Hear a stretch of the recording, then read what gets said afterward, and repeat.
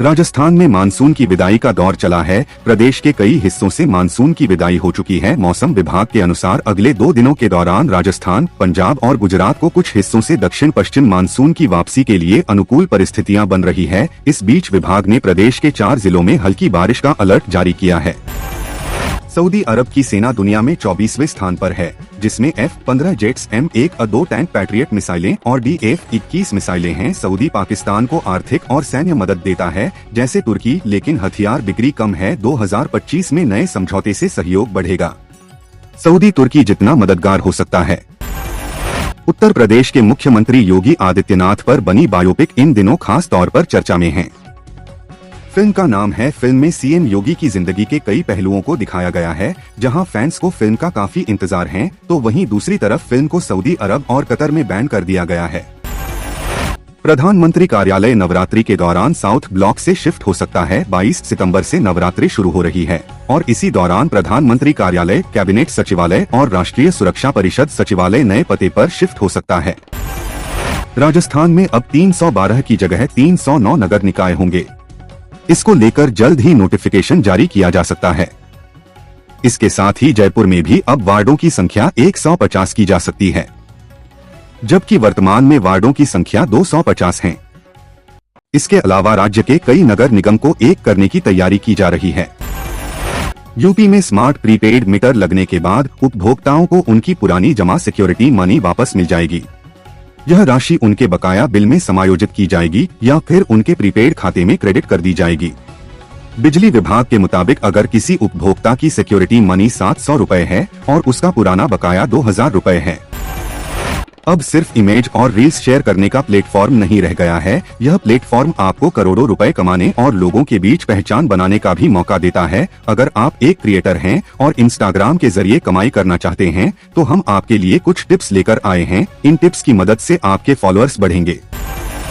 भीलवाड़ा जिले के दूरदराज के ग्रामीण इलाकों में रहने वाले लाखों लोगों के लिए यह एक बड़ी खुशखबरी है। लंबे समय से बेहतर परिवहन की कमी झेल रहे इन क्षेत्रों में अब परिवहन विभाग एक नई लोक परिवहन बस सेवा शुरू करने जा रहा है। इस महत्वपूर्ण योजना के तहत जिले के लिए कुल 14 नए रूट निर्धारित किए गए हैं। अक्टूबर में दिल्ली समेत पूरे उत्तर भारत में धीरे धीरे ठंड बढ़ेगी। राजस्थान, हरियाणा और पंजाब के कुछ हिस्सों में कोहरा पहने और पहाड़ी इलाकों हिमाचल प्रदेश और उत्तराखंड में बर्फबारी होने का अनुमान है। भारतीय मौसम विज्ञान विभाग के अनुसार सितंबर के अंत तक मानसून विदा हो जाएगा। दक्षिण एशिया के संवेदनशील क्षेत्र में पिछले कुछ दिनों से सैन्य हलचलों ने चिंता की लकीरें खींच दी हैं। एक तरफ बांग्लादेश के चटगांव में अमेरिकी सेना के 100 से अधिक सैनिक पहुंचे हैं, वहीं दूसरी तरफ भारत ने म्यांमार में अपनी तीनों सेनाओं के 120 जवानों को भेजा है। जानकारों की माने तो ये घटनाएं संयोग मात्र नहीं लग रही हैं। भोपाल में मौसम के कई रंग देखने को मिल रहे हैं। बुधवार को सुबह से बादल छाए रहे। दिन में कई क्षेत्रों में तेज बूंदाबांदी भी हुई। मौसम विभाग का कहना है कि दक्षिण पश्चिम मानसून की वापसी रेखा 31 डिग्री उत्तर 74 पूर्व भटिंडा फतेहाबाद, पिलानी, अजमेर, दीसा, भुज और 23 डिग्री उत्तर 68 पूर्व से होकर गुजर रही है। यह दर्द है किसान कूपाराम का। यह पीड़ा सिर्फ उनकी नहीं है, बल्कि पाली में ऐसे सैकड़ों किसान हैं जिनके सपने बारिश ने धो दिए हैं। फसल खराब होने के कारण गुड़सोंगिरा गांव के किसान कपूराराम को भी अपने बेटे रमेश की शादी टालनी पड़ गई है। किसानों का कहना है कि वे अच्छी बरसात की दुआ करते हैं। पटना, प्रदेश भाजपा की चुनावी गाड़ी अब रफ्तार पकड़ने लगी है। गृह मंत्री अमित शाह पूरे बिहार को साधने निकल पड़े हैं। अपनी इस रणनीति के तहत पूरे बिहार को कई जोन में बांटकर समीक्षात्मक यात्रा की शुरुआत कर विपक्ष की धड़कन तेज कर दी है। इन क्षेत्रीय सम्मेलनों के जरिए कार्यकर्ताओं में उत्साह भरने के रास्ते उतर चुके अमित शाह डेहरी और बेगूसराय की धरती से अपनी इस नई रणनीति वोट चोरी पर राहुल गांधी ने चुनाव आयोग पर निशाना साधा है।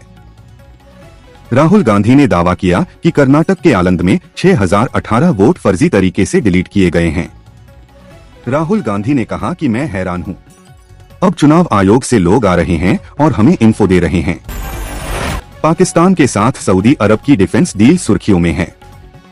सवाल ये उठता है कि दोनों देशों के बीच सैन्य रिश्ते से भारत को कितना खतरा है। क्या ये डील हमारी सुरक्षा को खतरे में डाल देगी? चमोली में नगर पंचायत नंदानगर के वार्ड कुंतरी लगाफाली में बादल फटने के कारण मलबा आने से 6 भवन पूरी तरह से क्षतिग्रस्त हो गए। साथ ही 7 लोग लापता हैं और 2 को बचा लिया गया है। राहत एवं बचाव कार्य जारी है।